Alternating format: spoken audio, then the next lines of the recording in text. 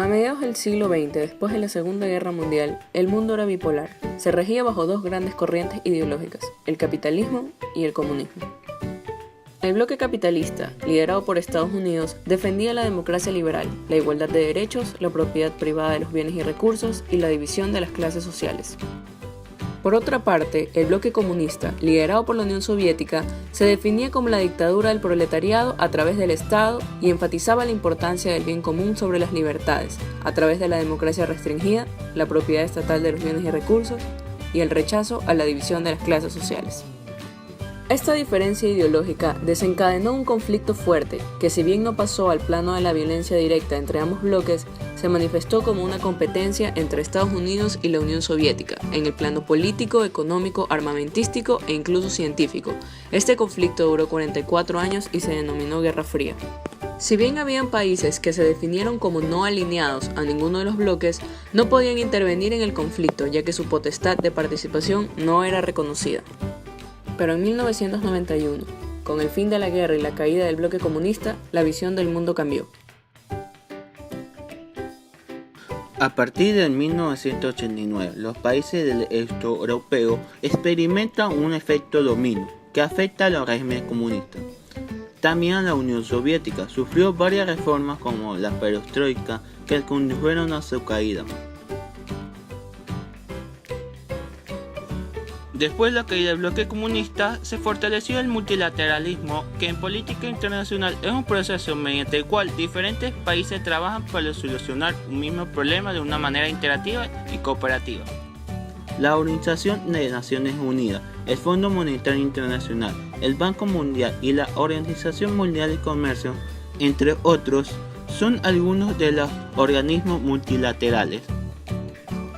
Entonces, la desaparición de un mundo bipolar dio paso a la creación de los organismos multilaterales, los cuales se caracterizan por la participación de ya no dos, sino varios países para resolver un asunto determinado. A través del multilateralismo, estos organismos tratan asuntos de interés mundial, como proliferación de armas nucleares o aranceles. En el pasado, la interacción entre países era nula o se daba entre muy pocos. Antes, los conflictos eran ideológicos, políticos o económicos, y el mundo era bipolar. Gracias al multilateralismo, la interacción entre naciones incrementó de manera nunca antes vista.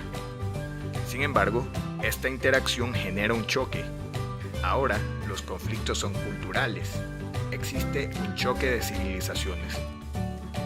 Hoy en día existen 8 importantes, que son occidental, latinoamericana, africana, asiática, hindú, ortodoxa, islámica y budista.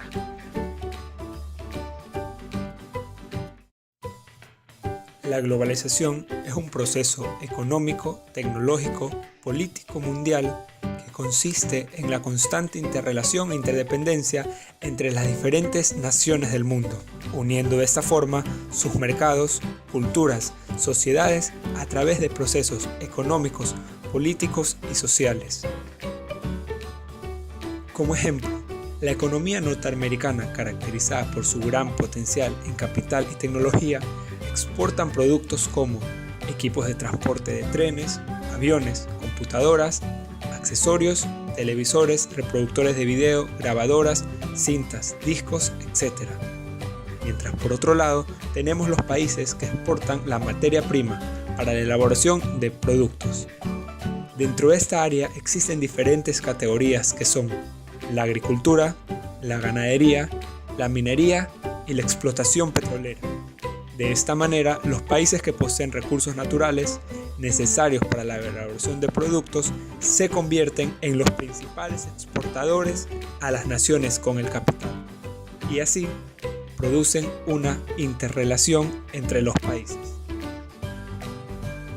Pero para llegar a esto es necesario que los países entablen relaciones necesarias en las que ambas partes salgan satisfechas. Entonces, se produce una apertura comercial, proceso mediante el cual se eliminan las barreras que inhiben el comercio exterior de un país, como pueden ser permisos previos o licencias de importaciones arancelarias, entre otras. Entonces, el mundo de hoy en día es multicivilizacional y la globalización es posible sin imponer una cultura de una civilización sobre otra, ya que en esta interrelación, si bien hay un intercambio cultural, cada región mantiene su esencia, ya que eso es lo que lo caracteriza y la diferencia de otras. De lo contrario, seríamos una sola nación y no habría un intercambio cultural.